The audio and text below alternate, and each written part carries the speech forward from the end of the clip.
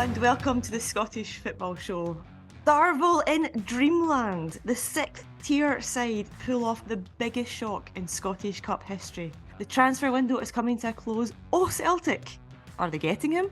And oh, Rangers, they finally signed someone. And what about agents? What did they do when the deadline day is fast approaching? In fact, what do they do in general? We find out.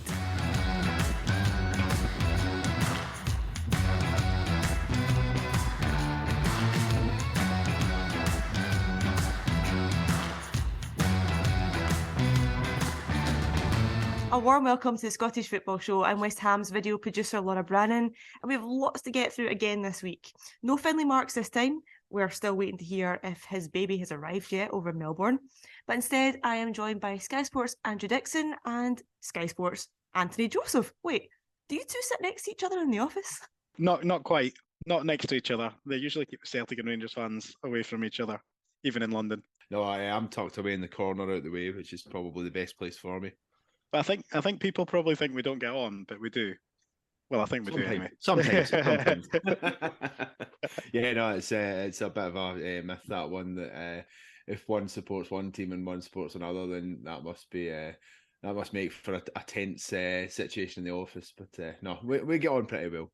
One of the best things I saw this week was Davy Martindale saying he had a wee go at his players at half time. It wasn't quite a wee go, was it, Andrew? I mean, a wee go's kind of playing it down ever so slightly. I don't know quite who it is that's managed to get the recording, but somebody's been within earshot of the dressing room.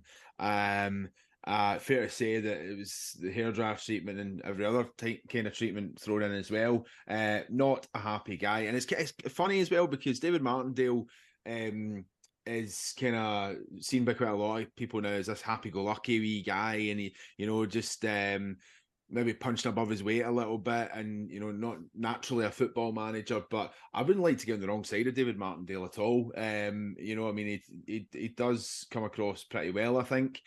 He's quite honest and likes to have a bit of a laugh with people. But I found it quite refreshing, to be honest, to hear that kind of thing from him. I'm not entirely sure he'll be massively happy that a recording of him going absolutely ballistic at his players has made it onto social media. And he's active enough on social media as well, so he will certainly have seen it on social media. Probably the last place that he wants to be seeing that kind of thing pop up. But I would imagine, while he's not happy about it, probably supporters will be delighted to hear that kind of thing, because too often nowadays people talk about how there's not enough fight in players and management and what have you.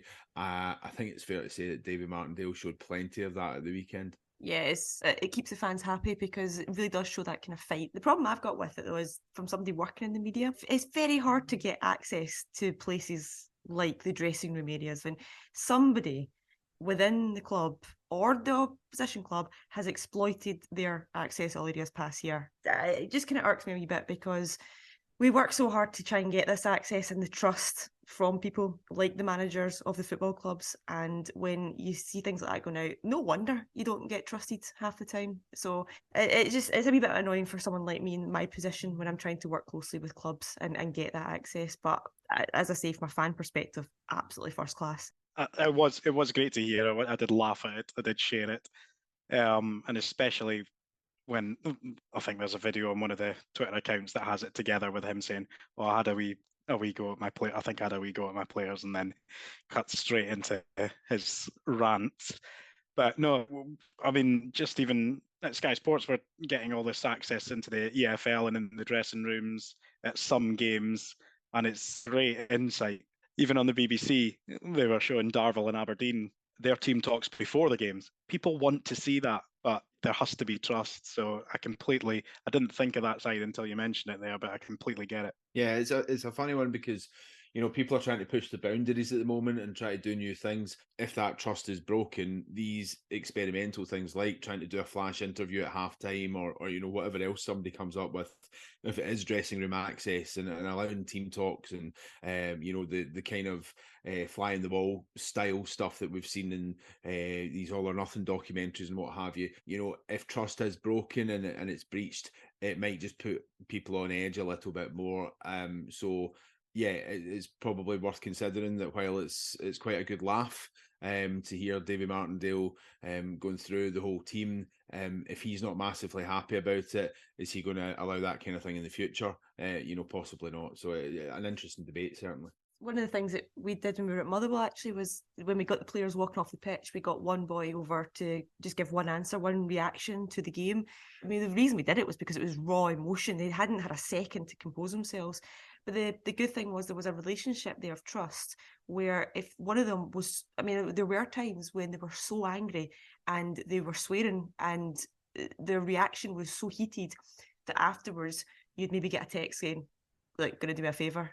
Can you not put that out, or can you bleep that or something? And because we had that sort of relationship and trust, it meant they felt comfortable coming over and just giving their raw emotion straight away because they knew that we could kind of judge it editorially if it was appropriate or not to put out. Yeah, I mean, Sky Sports, and obviously Anthony will know this. If something happens in a press conference or an interview, from time to time there will be a request from a club. Look, could you maybe not run that answer or whatever? It's a bit of you scratch my back, I'll scratch yours. We'll give you the access, but that's for the media organisation to decide. Well, do we put it out and risk damaging the relationship because we think it's something that needs to be heard, or is it in the media organisation's interest to say, right, okay, we'll grant that request this time? But yeah, I mean, it's an ongoing work in progress for media organisations when they are dealing with football clubs, and I think a lot of progress has been made on that front as well, in terms of and you were obviously involved with that heavily at Motherwell, where you broke a lot of barriers in terms of what fans were allowed to see by the club. As these kind of things have come out, people have adapted to it and got used to it a little bit more. So yeah, I mean, hopefully, if there is the odd thing like this where somebody gets the voice notes out and starts recording while David Martindale's going nuts 20 yards down the corridor, hopefully these kind of things are few and far between, and they don't have a lasting impact, and we can see things continue to go the way they have been.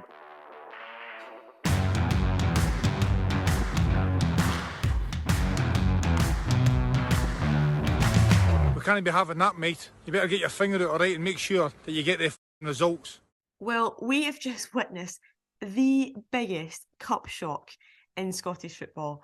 Live as we recorded this as well. We should have done a watch party, guys. 6th tier Darvel, they scored early on against Aberdeen, but they emphatically held on to knock them out at the 4th round of the competition. This isn't even a debate, is it? This is the biggest upset we've had. Yeah, hands down, the biggest shock. And the thing is, for me, honestly, genuinely, I'm not totally surprised. I actually was on reminding my friends after Aberdeen lost so heavily at Tynecastle, Darvel at 22-1 is worth a fiver. And, I would imagine that as big cup shocks go, this one might have been quite well backed by people as well, because Aberdeen have really been toiling in recent weeks. And, Darvel, of course, smaller teams and lower league teams are going to fancy their chances, but it's a fancy their chances as in there's a bit of bravado and we've got nothing to lose. I think Darvel will have gone into that game genuinely fancying their chances and believing that they can win. I mean, we've seen footage of their team talk from the manager, Mick Kennedy. Really inspirational, stirring and pulling in the heartstrings a bit, and inspiring some pride in his players, and clearly it's had an effect as well. It is an enormous result for Darvel, and Darvel are very much keen to make out that it's their result. It's not Aberdeen's bad result, and that's how we should be talking about it.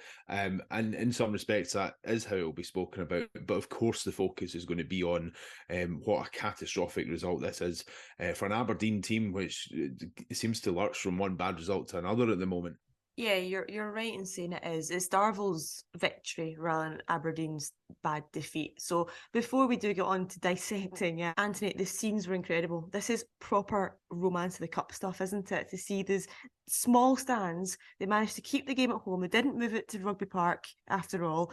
The fans in that stadium, it's proper just dream come true stuff, isn't it? I mean, it don't come around very often. I really want it to come around all the time. But this is a really special one, isn't it? No, they don't come around often, and that's what makes it special, and that's what cup football provides. And I think a lot of people in Scotland and in England as well almost fell out of love with the cups. Actually, I'd say that's more in England. I'd say in Scotland, the Scottish Cup has still always had its magic, and even our League Cup is good, especially now they've moved the format of it as well, and it's this is what you want to see. And you don't want to see managers getting sacked. You don't want to see like people lose their jobs in it. But the positive of it is look at Darvel, and that's what Darvel tweeted straight after the game and put a score through Aberdeen's worst ever result. This is Darvel's great ever result, and they've got a tie against it's Falkirk, isn't it? They've got home tie against Falkirk. They've got they should have no fear at all to play against Falkirk after just putting out the team that's fifth in the Scottish Premiership. This yeah, I still can't get my head around it. This is a junior club. This is not even Highland League or Lowland League level, which we've seen in the past. Like just a couple of years ago, Brora put Hearts out of the Scottish Cup when Hearts were in the Championship. This is the greatest cup shock in Scottish football history, and it's going to take the next few days to properly digest that and to see what it does for Darvel, what it does for the community. I mean, the community was out in full force. That's what you want to see. It's such a fairy tale story, and you want to keep cup football going because the way things are going with the money in football, there's less money going into the cups, a lot more money going into the leagues, and we've seen that with the switchover of sponsorships and everything like that in the cups. So you want to keep the cups thriving, and these kind of fairy tales certainly do that and help towards that. I mean, Darvel are playing in the West of Scotland League for a reason. It's not because they've got a whole load of players that are brilliant and they're world beaters and actually they should be in the Premiership. You know, they're at the level they are because, you know, that's where they deserve to be. But they have raised their game. They've taken on a team which clearly is on the back foot at the moment. And, you know, as we've seen so many times, you know, when a bigger club goes to a venue like Darvel, it can be a real leveler, and fair play to them because they have, you know, they've got stuck in, they've scored early. You know, I think Aberdeen have had chances to equalise, and I think feel probably that they should have equalised. But you know, what a magical story it is for Darvel, and you know, this is not intended to be condescending in any way. They should enjoy it as though it's a result that they're never going to pull off again, because, you know, against Falkirk in the next round, they may well win again. They may go out, you know, whatever it is, but for this moment right now, knocking out, as Anthony says, that, you know, the team that's sitting fifth in the Scottish Premiership, a team that has played European football recently and just played at Hampden in a cup semi-final a couple of weeks ago, it's an enormous achievement for them, and all credit to them for it. Yeah, as you're saying, that Aberdeen probably should have had an equaliser when Majowski's goal was deemed offside, but as we know, there was no VAR to confirm it. Didn't I say it was going to be a farce a couple of weeks back? There's a likely chance that, for example, Aberdeen could get picked for TV. They're away to Darvel, though, so they wouldn't have VAR. So here's a Premiership team on TV, but because they're not at home, they're not getting it. To me, it's just so controversial. If you're going to have VAR, have it in all games or have it in none.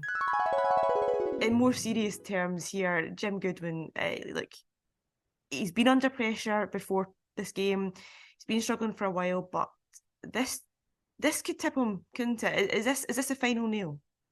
I don't know how you survive this. I really don't. I don't know how anyone can survive the worst result in their club's history, the worst result in Scottish football history, not the worst result, the biggest upset in Scottish football history, which is a shame for Jim Goodwin, having just been knocked out of the League Cup semi-final and then had a awful result at Tynecastle. Things are not looking good. But I think there's a lot of people at Aberdeen that need to perhaps have uncomfortable conversations with each other, and I think there's a wider issue going on at Aberdeen from that starts right at the top. I mean, when Derek McInnes left them in a team that was probably at the end of its cycle. There did need to be a transition period, but I feel they're not almost 2 years on, they're not any further ahead with that transition because they've wasted a lot of time. And this is no slight, obviously. Dave Cormack's in charge there at Aberdeen, and he's done some really good things at the club in terms of building the fan culture and improving the fan culture there and the matchday experience. But there's a lot of things that need to be scrutinised and questioned, and there's a lot of questionable things that have gone on there as well, in terms of even just the appointment of Stephen Glass. What credentials did he have to manage a club of Aberdeen's size, being at Atlanta United too? There's no coincidence that he was best friends with Dave Cormack. There's no coincidence that he was at the reserve side of the club that Aberdeen have a strategic partnership with, a partnership that seems to only benefit one club at the moment, and it's not the Scottish club. That's how I view it anyway. Then after that, Cormack talked about wanting to build an exciting team, a team that's always on the front foot and playing free-flowing, attacking football, and then appointed Jim Goodwin, who's perhaps known and has been known, I know it's at St Mirren, so it is quite different, but known for being quite pragmatic and known for a more defensive style of football. So whether that was going to work, it seemed like a completely different strategy to when he brought in Stephen Glass and he was talking about the free-flowing football and the attacking football, that philosophy, that the identity of the club, and it seemed to suddenly change. But he didn't change his stance on that. And Cormack was talking about doing this, but with Jim Goodwin. I'm not saying that's impossible. Of course, when you're at a bigger club and you've got more funds, you could potentially be more of an attacking manager. But it just doesn't seem to have worked out at the moment. And the last three results have been awful. And this, well, especially this. I just don't know how you can recover from this. But I also feel like a lot of people further up at the hierarchy at Aberdeen also need to be looking at their own performance as well. The thing is as well that, and I agree totally, you know, I mean, we're seeing it in the Premier League at the moment. There's a lot of displeasure at Everton for what's going on there, and the feeling very much is that it comes from the top, and that there's a bit of sympathy for Frank Lampard, although he's lost his job. The feeling amongst a lot of Everton fans is it's not completely his fault. So, you know, there are probably shades of that at Pittodrie, but I mean, you know, Jim Goodwin has been backed, I think it's fair to say. He's brought in a lot of players, certainly, you know, big turnover of the squad last summer, but he has been allowed to bring people in. He has been able to shape the squad the way he has wanted it to, as far as I can see. So, you know, there is a bit of sympathy for Jim Goodwin for me in terms of the bigger picture at Aberdeen, but you know, he has been able to build a squad in the mould that he wants it to be in. But you know, I mean, form prior to the World Cup was good.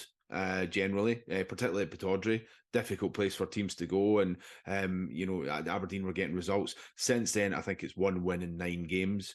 You know, and he said, Goodwin, after Rangers obviously scored twice in stoppage time to win 3-2 at Pittodrie back in December, said that was his most painful experience in football. And you know, since then, it's almost like his team has tried to make sure that he has more painful experiences to drown out the Rangers one. I mean, losing 5-0 at Tynecastle in midweek was awful, but you know, you plain and simply shouldn't be losing 1-0 to or by any scoreline to any team of the level that Darvel are at, no matter how out of form you are. These are guys who are professional footballers, some of them who have played at bigger clubs than Aberdeen as well. It's a terrible state of affairs for them, and you know, a big recovery is needed from this point for Aberdeen, because they are arguably at their lowest ebb at the moment.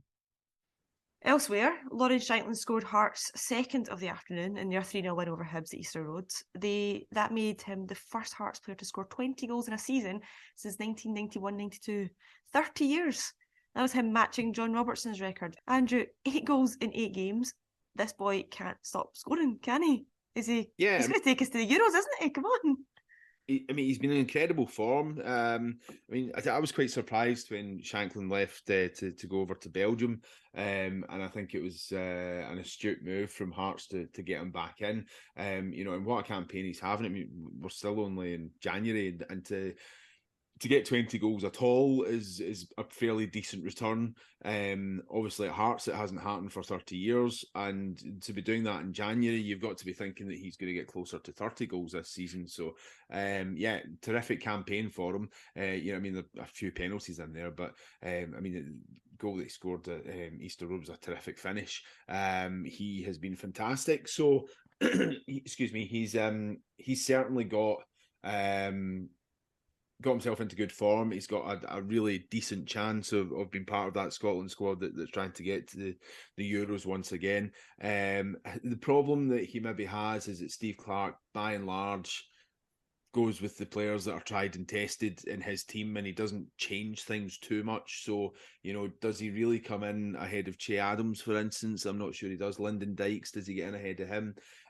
Even if he is in good form, for his club, these two are guys who generally have done a job for Scotland. So, but yeah, absolutely, he absolutely merits a place in the squad, and rightly so as well, because he's been terrific so far this season, and a big factor in the fact that Hearts once again are coming through as the kind of the best of the rest, if you like.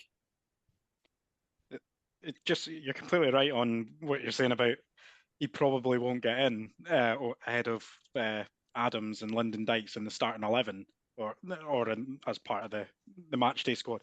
But he should definitely be in the squad, shouldn't he? Because he offers, how can you leave him out if he's in this kind of scoring form? And goal scorers are so hard to get into clubs for good fees, and even harder to get in at international level.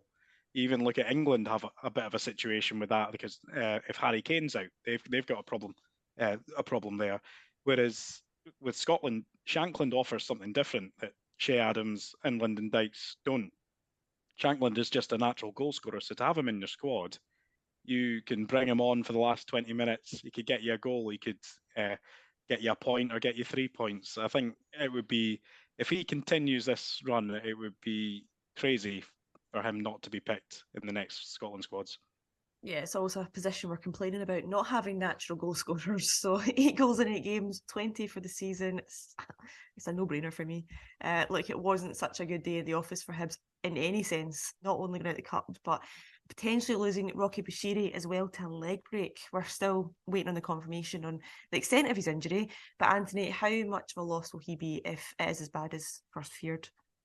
Yeah, well, let's hope it's not as bad as the initial fears are showing. But this would be a blow to lose him, and especially with Hibs shipping goals to their arch rivals. That's 2-3-0s.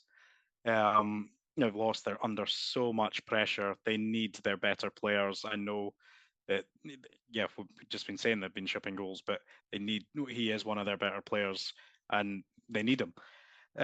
So it would be a massive blow if they were to lose him, and if they were to lose him for long term, and that just mounts more pressure on Hibs. It mounts more pressure on Lee Johnson.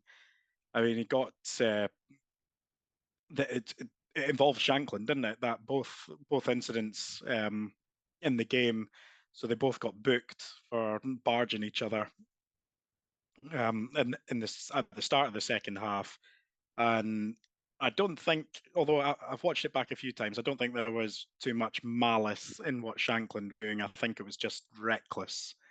And Bashiri has unfortunately been caught with his studs. I don't think there was any intent, even though they had a bit of aggro with each other earlier in the game. But Yeah, let's hope it's not a leg break. You don't wish that on anyone, and wish him a speedy recovery, because Hibs need him. Lee Johnson needs him.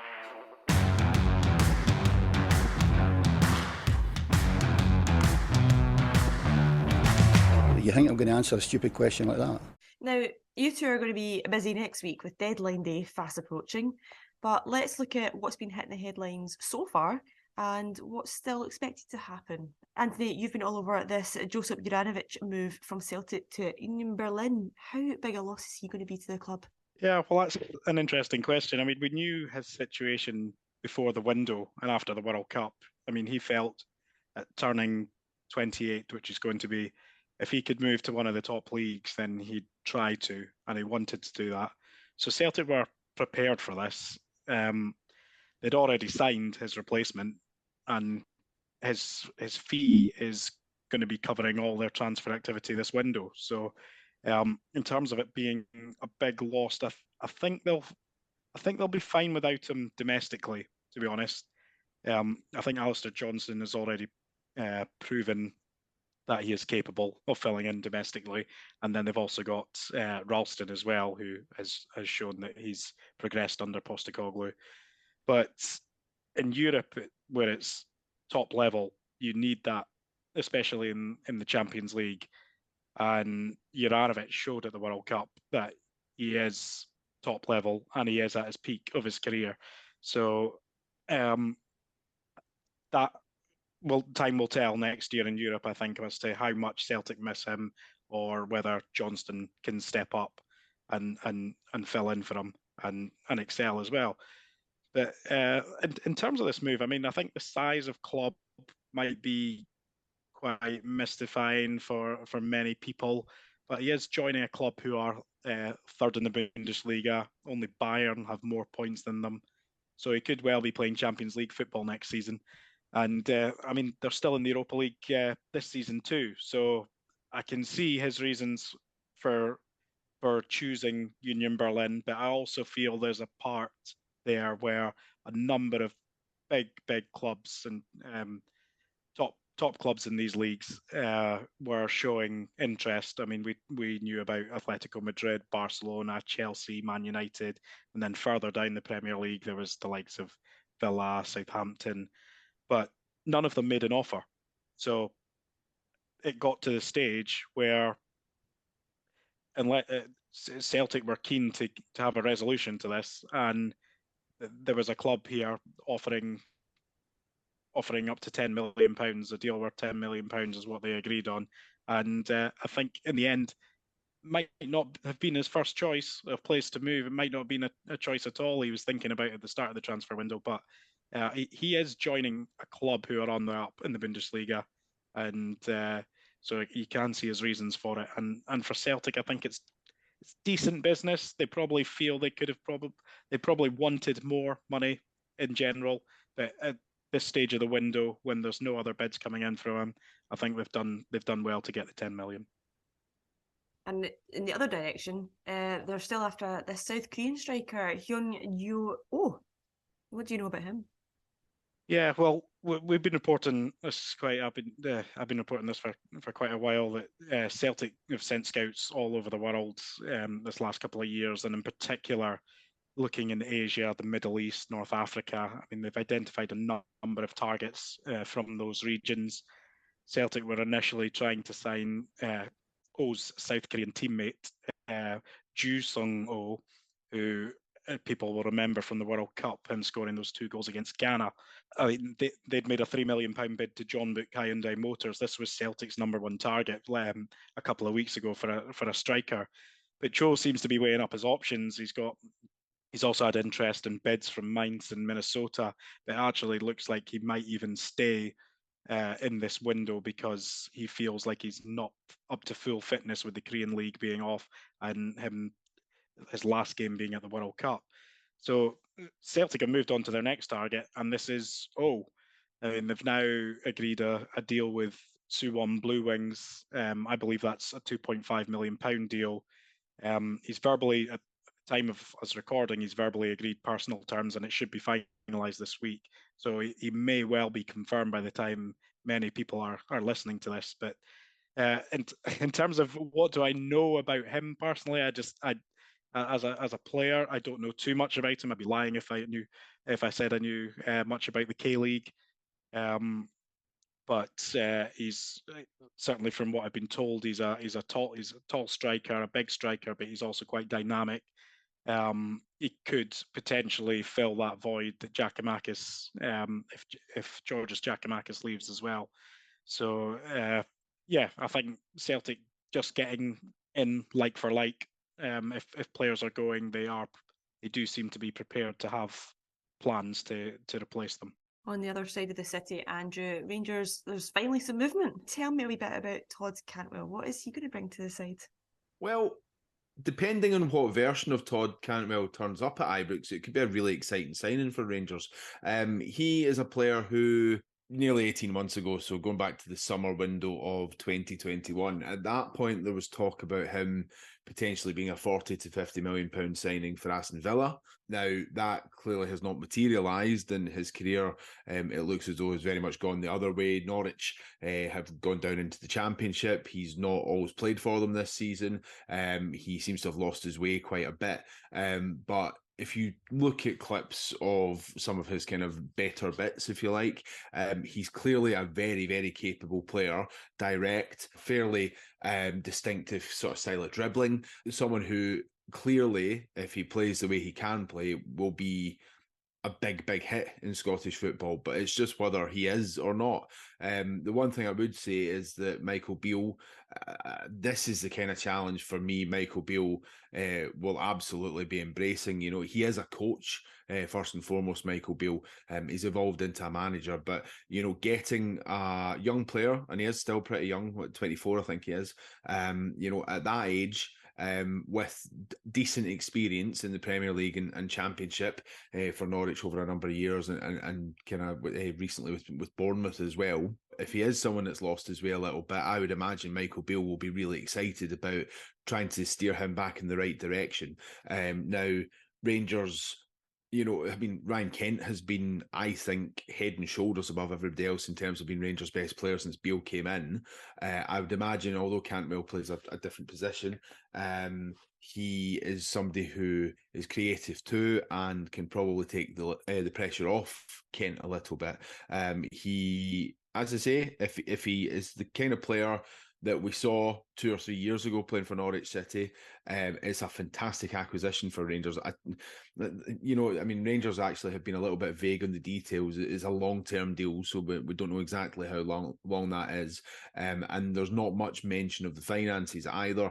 You know, but given the amount of money that was being discussed as a potential fee, you know, and you were looking at him going into Villa and being a replacement for Jack Grealish, that's the kind of standard of player we're talking about here. You know, if Rangers have been able to pick him up, even if it's a nominal fee that they've had to pay, this has all the potential to be a really good piece of business from Rangers. How do managers that are under pressure right now approach this time of year? Because, I mean, are they shopping with kind of one eye on who could potentially save their job? They are, and this is it's such an interesting time because we always talk about why does business get done so late? I mean, they've got a whole month to do it, or in the summer they've got months to do it, and yet still, a lot of business comes down to deadline day or the few days before it, and it is a case of people panic. And as much as club managers and chairmen and sporting directors say, "No, they've got this plan, they've got things all planned out," things don't go to plan, and then you have a couple of bad results, and then you panic. You feel you need to get someone in, and you need to galvanize your team. You need someone to lift your squad, and you see a player that's available and think, "Well, this guy could probably do it." Or it's just I find it so fascinating, the transfer windows and the kind of psychology to it, but especially when it comes down to the last couple of weeks, and further towards deadline day. And there's, like we we're just saying there's so many managers in the Scottish Premiership who are under pressure. That's why I think it's going to be There's going to be a lot of board meetings. There's going to be a lot of recruitment meetings. There's going to be a lot of kind of feelers put out to intermediaries and agents and players, and to see who's interested to come to certain clubs, who's available as well. For this window in the Scottish Premiership, a lot of managers are looking for that player who's going to get them to the top six, get them into Europe, avoid relegation. So it is saving their jobs.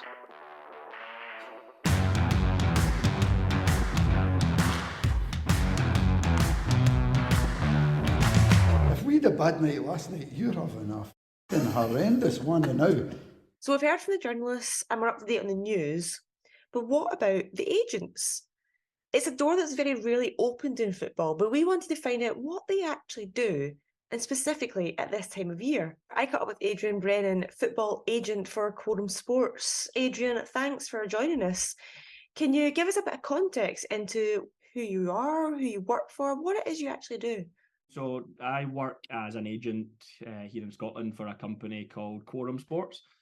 So we have our head office in London, and we represent around 50, 60 players from the English, Scottish, Irish leagues, and also more recently some of the European and international markets. So we have players in the US, Sweden, Belgium, Italy, and yeah, it's quite an exciting time for the agency because we're growing quite a lot. So in terms of my job itself, I head up the Scottish operations for the company. So I'm a registered football intermediary with the English FA, and my job is essentially looking after the 13 or 14 players that I've got signed to my name here in Scotland, using my network of contacts and my experience to do the players' deals and maintain the relationships that we've got with them and try and build on that portfolio of clients, really. So in a nutshell, I suppose that's, what the job encompasses. What is this time of year like for you? It must be busier than normal. Yeah, it's definitely a busy time in terms of the January window being open here in Scotland and England and most of the European markets. Obviously, as a lot of people are aware, the markets are different, the windows are different from country to country, but yeah, the vast majority of windows are open now in January. But what I would say is the winter window is quite different to the summer one. It's obviously much shorter, so far fewer deals are done to begin with. And then it also comes at a kind of awkward time in the year. The majority of players are still under contract. So what you tend to find is there's quite a large number of loan deals that are done, and maybe players from what we'd consider to be the summer leagues, some of the Scandinavian leagues, North American leagues, etc. So a lot of players coming from those leagues where maybe they've finished their contract in November time or December or whatever. The other dynamic that you have in January is a lot of the clubs don't really have 100% clarity on their budgets. Obviously, they're halfway through the season, so they don't know exactly how much they're going to be spending. Sometimes they don't know which league they're going to be in. So from that point of view, I've certainly found from my experience far fewer, long-term deals are handed out in January time. From an agency point of view, I suppose there's different sorts of deals that are done in January. You've got pre-contracts that happen. You've got lots of loan deals, as I mentioned. And then sometimes, players who sign on a permanent deal and are then loaned back for the rest of the season to their original club. So there's all of that aspect. But yeah, I always tell people it's a different window in January, different dynamics, different variables. Sometimes it's good, sometimes it's not so good. But yeah, it's certainly very busy at this time of year. So have you ever been involved in any last minute dramatic deals? Yeah, I don't know about dramatic. I don't know about you. I feel the whole transfer deadline day scenario, with the likes of Jim White and the yellow tie and the yellow ticker at the bottom and the timeline and everything counting down. I feel it's all a bit theatrical. And obviously, don't get me wrong, those deals do happen. There are scenarios where there are these kind of deals taking place in the top leagues. But for every one of those, I think there's hundreds of other deals that take place,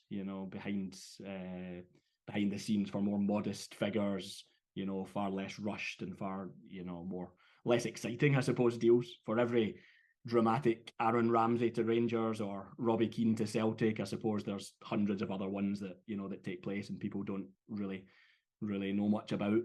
So, you know, I can't say I've been involved in many dramatic last minute deals. What I have encountered, I suppose, is deals maybe not happening that you thought might happen at the last minute, which can be frustrating, or, you know, potentially deals happening really quickly at some stage. So you need to be on your toes, you need to be ready, plan for all eventualities, and make sure the player's ready in case he does need to move. See, I don't think a lot of fans will be aware of the actual intricacies of a deal. Can you explain what the process is from start to finish? It's a fair point. I didn't know much about it before I started working in the industry about 10 or 12 years ago. But I'd say, first of all, there's a hell of a lot goes on behind the scenes and, you know, over quite a substantial period of time, and people don't necessarily always realise that.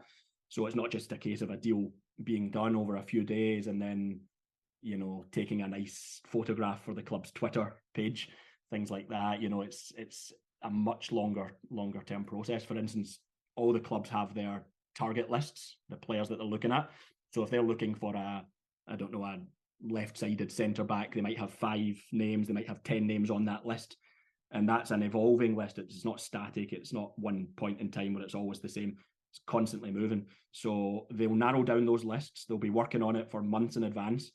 The communication tends to be initially from the chief scout or head of recruitment, who'll come to me, who'll come to the agent, and basically try and sound out whether there's an appetite for a deal from the player, whether financially it might work. And then from the agent's point of view, I'll be doing similar. You know, I'll be drawing up a list of potential options for my client. I'll be discussing it with him, whether that's a contract renegotiation at his current club or a deal to a new club. I'll be using my databases, I'll be using my spreadsheets and, you know, working out what's the best deal. And it's not always financially. Sometimes it's, you know, what's the pathway to the first team? Where's he going to play more regularly? Do they give youth a chance? Do they play younger players? So all of this process is ongoing. A lot of phone calls, emails, WhatsApp is used a lot these days, like in a lot of jobs, meetings, phone calls, all the rest of it. You then have different people that get involved at different stages. So the chief scout would typically hand over to the head of to the chief exec or the sports director, who comes in and negotiates. That's when the nitty-gritty of the deal actually takes place, and you have to stand strong and negotiate well. And there's an understanding that at some stage there might be a compromise. So if you're going to a club and you're asking for X, Y, and Z, they might be asking for something quite different. Generally, you try and find a point of, you know, compromise somewhere in the middle. And towards the end of the process, I guess it's the signing day where you turn up with the player. I always like to be there, check over the paperwork, make sure everything reads exactly as was agreed. You then have the medical. Sometimes I'll send the player away to do the medical whilst I check through the paperwork, because it tends to be quite a boring process for some of the young players. They'll come back, they'll do the photographs, and depending on the level of the deal, there might be in-house media who'll do some pieces with them, or, you know, local press, national press. And that's more or less the process, sort of in summary. See, the impression I get a lot of the time is players don't really get involved in the deals much. They just want to be told what's happening. Yeah. Is this something you found? Is there actually any players that have taken active interest in your work? Yeah, it does vary, as you say. I mean, you'll get some players who naturally are quite academic or quite good with numbers. They might come from a family where, you know, a parent has been a football player who's maybe experienced it themselves, so they have a natural sort of interest and desire to look at the figures. But certainly the majority are quite happy. They've signed up with you. They know that, just like signing up with a lawyer or someone else that provides professional advice, you're there to do a job, and you've been doing it for years. You know, I've been doing it for 10, 11 years, like I say. So it's a case of using that experience, and you end up coming across similar clauses and similar things in the contract that, you know, prepare you well for the next deal. So I'd say the majority of players entrust you in the process, you know. Is it quite common for agents to, like, plant seeds or leak stories to journalists and stuff, and like, and if so, is that to benefit the players? Yeah, it does happen, I suppose. Yeah, journalists rely on agents. Many good agents rely on journalists as well. So I suppose it's a mutually beneficial relationship at times. You know, if you look at the newspapers, particularly right now during the transfer window, you'll find a large percentage of the content it's transfer speculation. That's just the way it works. And often this does come from conversations between agents and journalists. So I'd say yes, it definitely happens. It happens in every market, in every country around the world. From an agent's point of view, it can help build a story, build a narrative. It can help from a negotiation point of view, so yeah, ultimately the final goal, I suppose, the objective is to try and benefit the player in terms of obtaining the best contract you can. So yeah, I'd say that definitely does happen from time to time. What about outside of the transfer window then? Do you guys get involved in anything like player care, media training, like career advice or anything like that with the boys? Yeah, for sure. I think that's, again, something that's perhaps a bit of a misconception, that there's not really all that much more to it. I could rhyme off a lot of things that are involved in football agency apart from the contract negotiation part of it. I've had players who've come to me asking for advice on doing their coaching badges, using your contacts to help set them up, or it could be learning a trade, being, maybe they want to become an engineer or a painter and decorator, and they're thinking towards the end of their career. So that does happen, and I'm always one that highlights the educational side of things. I suppose I'm quite biased. I loved my education. My other big passion apart from football is languages, and I studied, my undergrad degree was business and languages, so that's kind of how I got into the football agency side of things. So I'm always there's quite a few players actually spring to mind. I've been really trying to highlight the importance of things like having another hobby, especially if you've got a lot of time off, if you're off injured or whatever. I think the number of people that I've tried to convince to use the Duolingo language app in recent years is quite incredible. I should be on commission from them, the number of people I've got. But yeah, developing other interests in different areas, that's massive. And I think, if you consider how many years the typical football player's career lasts, 10, 15 years, if you're retiring at the age of 30 to 35, actually, in a strange way, the majority of your life, you're not a footballer, you are something else. So you have another career. My kind of rule of thumb is that if you've not played for Celtic or Rangers or in the English Championship and above, with a few exceptions, you more or less are going to have to work in some capacity afterwards. That's the reality based on the salaries we have here. So always highlighting, alternative careers and the importance of education is something that I try and do, as much as possible.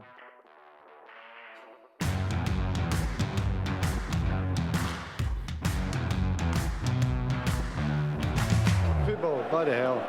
Well, that's all from us this week. A huge thank you to Andrew and Anthony for joining me in the show, and of course to all of you out there for listening.